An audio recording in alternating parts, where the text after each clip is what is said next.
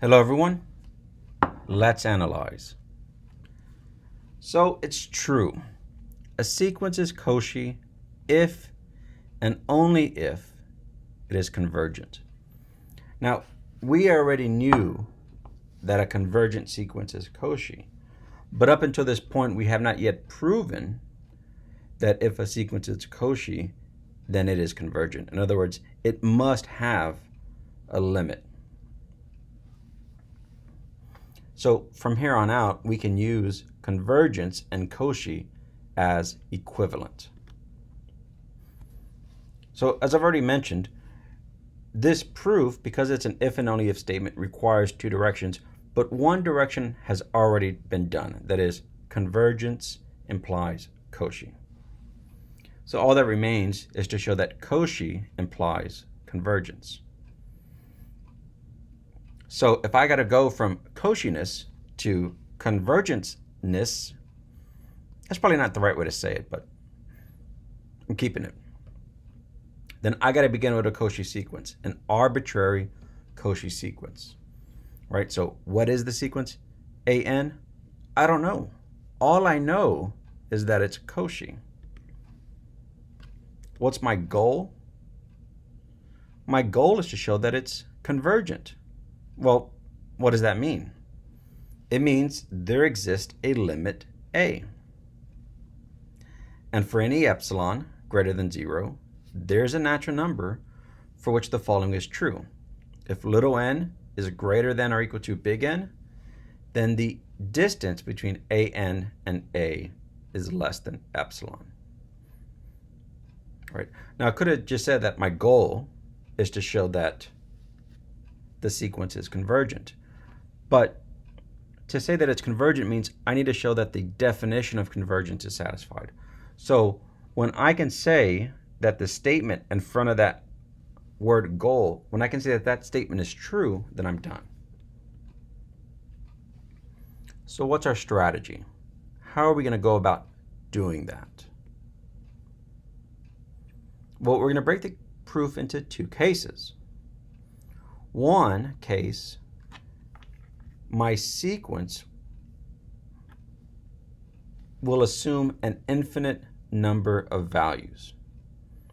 So if the Cauchy sequence assumes an infinite number of values, that'll allow us to bring the Bolzano-Weierstrass theorem into play, because the set of values will be infinite. And of course, we know that it'll be bounded because, well, we proved that in a homework. So that'll be case one. Case two is when the set of sequence values contains only finitely many values. For example, let's consider the rather trivial sequence of 2, 2, 2, 2, 2, and forever. Of course, this sequence is Cauchy because if I take the difference of any two elements of the sequence, I get 0. That's less than epsilon. And of course, this sequence converges to 2. However, the set of all values is a set of a single number, and that's 2. So Bolzano-Weierstrass will have nothing to say about that.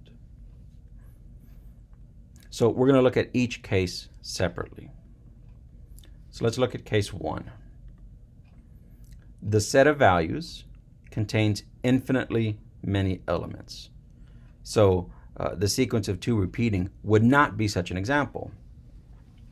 However, the sequence 1 over n for n equals 1 to infinity, that would be an example of a sequence that is Cauchy, in fact, and whose set of values contains infinitely many elements. Right? Because there's no repetition, right? I'd get 1, 1/2, a third, a fourth, a fifth. The sequence never ever repeats itself.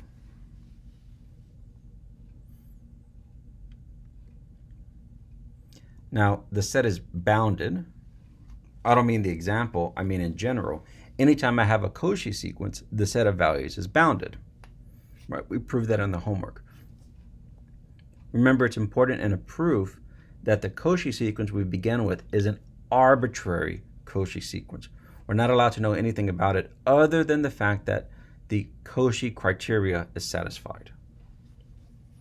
So, Bolzano-Weierstrass, or BW, as all the cool kids say, guarantees an accumulation point, and let's call it A. Our mission is to show that A is also a limit of the given Cauchy sequence, right? So our goal is to show that A is a limit. That'll show convergence.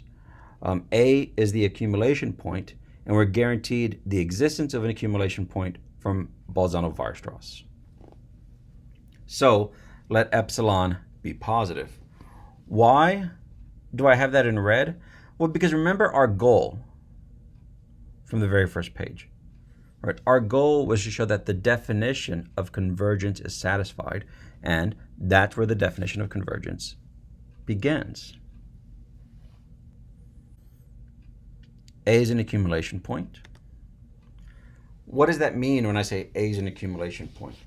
Well, it means that any neighborhood of A contains infinitely many sequence entries, because, well, that's the definition. So if any neighborhood contains infinitely many entries, certainly the epsilon over 2 neighborhood contains infinitely many entries.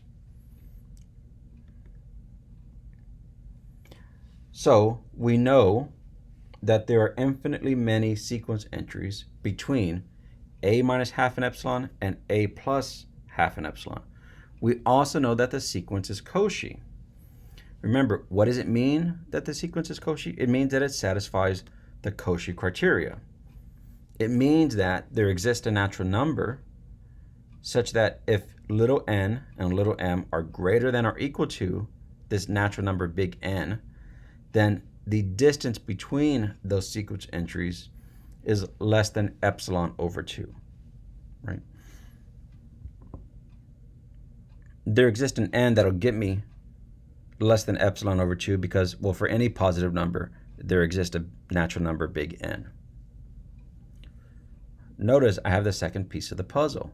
For any epsilon greater than 0, there exists a natural number. Right? I'm working my way towards satisfying the definition of convergence. Now, there exists a natural number k for which the sequence entry ak is in my epsilon over 2 neighborhood, and k is greater than or equal to n. Now, how do I know that that's true? Well, remember, this interval from a minus half an epsilon to a plus half an epsilon contains infinitely many entries. If it contains infinitely many entries, it's certainly impossible that all the entries have an index less than n. Otherwise, it would just contain at most n minus 1 entries. Because there's infinitely many, certainly I can pick one whose index is greater than or equal to n. And that's what ak is. AK in some sense is going to be our anchor from the sequence entries that are arbitrarily close to each other and the sequence entries that are arbitrarily close to the accumulation point, because they fall in this half an epsilon neighborhood where epsilon is arbitrary.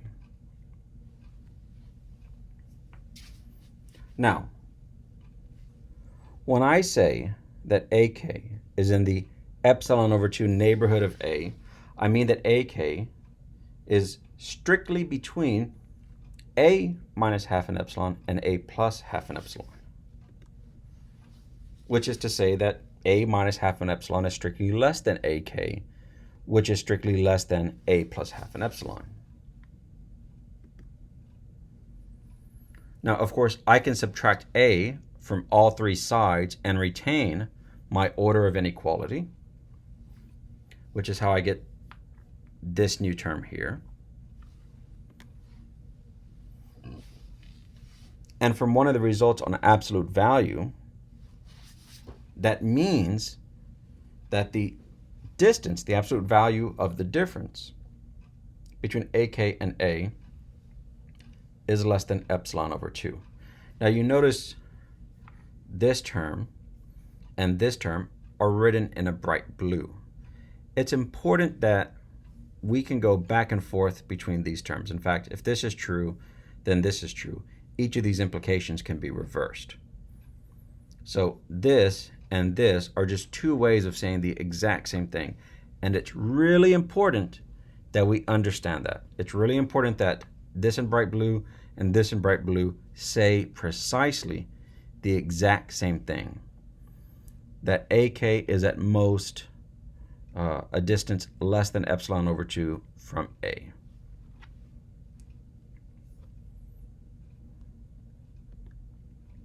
Okay, now that we've essentially, what have we done? We've essentially just written down what we knew, right? We know that there are infinitely many elements because that's the case we're considering. We know by Cauchiness that the set of elements is bounded. We know from Bolzano-Weierstrass that there's an accumulation point. We know that the definition of an accumulation point is satisfied. We know that our sequence is Cauchy, and we wrote down what that means. And then we essentially tied a sequence element to A, but something that also satisfies the Cauchy criteria, because K is also greater than or equal to N, just as little n and little m are. Which means I can say something about how close AK and AN are. Okay, now let's put it all together for the big finale, which is to demonstrate that our goal statement from the first page is true. By the way, if you haven't yet written down, you should have in your notes the goal statement, and you should have it kind of in sight, because that's what you're working towards. So if little n is greater than or equal to big N, and remember that's part of our definition of convergence. All right, what do we have to show?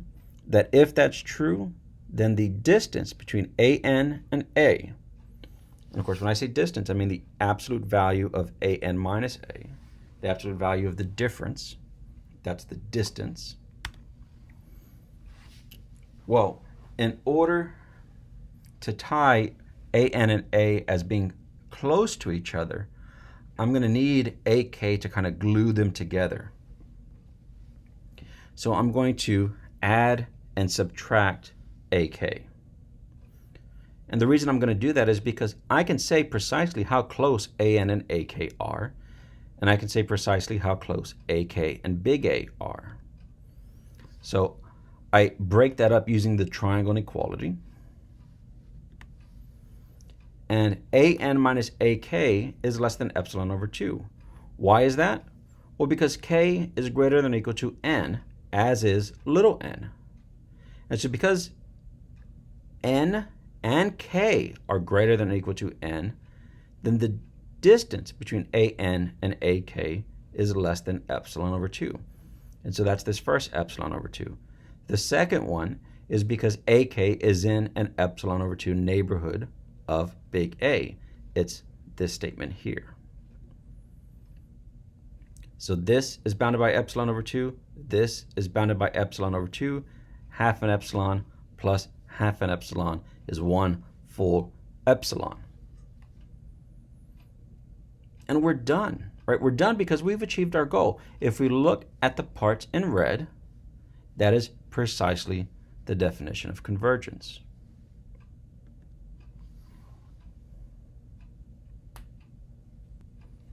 So we've shown that if a sequence is Cauchy, and if it contains infinitely many elements, that is, infinitely many numbers in the sequence, then it's convergent. So now we tackle the second case, where the set of all sequence values is a finite set. In other words, the entries in my Cauchy sequence only assumes a finite set of numbers. Right, so an example would be the Cauchy sequence 2, 2, 2, 2, 2, 2, 2, 2, 2, 2, 2, 2, 2 forever. Another example would be 1, 2, 1, 2, 1, 2, 1, 2, 2, 2, 2, 2, 2, 2, 2, 2, 2, 2, 2, 2 forever. In fact, every example I give, I have to come to a point where my sequence becomes constant. And let's explain why. So the set has finitely many entries. Let's say L, right? L is how many different numbers I have.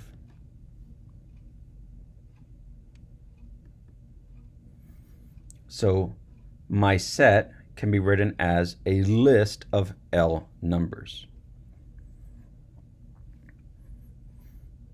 So for example, if I had the sequence 2 repeating forever, L would be 1. And then I would say my set equals, well, just the set of the number 2. Right? Alpha 1 would be 2. Or if I had the set 1, 2, 1, 2, 1, 1, 1, 1, 1, 1, 1, 1 repeating, then the set of all sequence values would be 1, comma, 2. And I can list them in any order. So maybe alpha 1 is 1 and alpha 2 is 2. But the point is, there's only so many numbers in my Cauchy sequence. I can just take each distinct number from my sequence and write them in a list, a finite list. So all of these different alpha numbers, they're all distinct, right? None of them are equal to each other. So I could take the distance between each of them.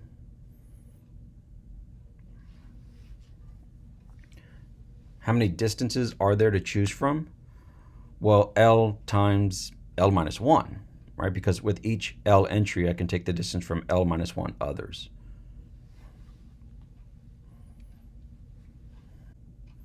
So we'll let D be the minimum distance. So D is the shortest distance between any two numbers in my set of sequence values. And of course, D has to be positive, well, because the absolute value is not negative, but that absolute value can't be 0 because remember, all these different alpha entries are distinct.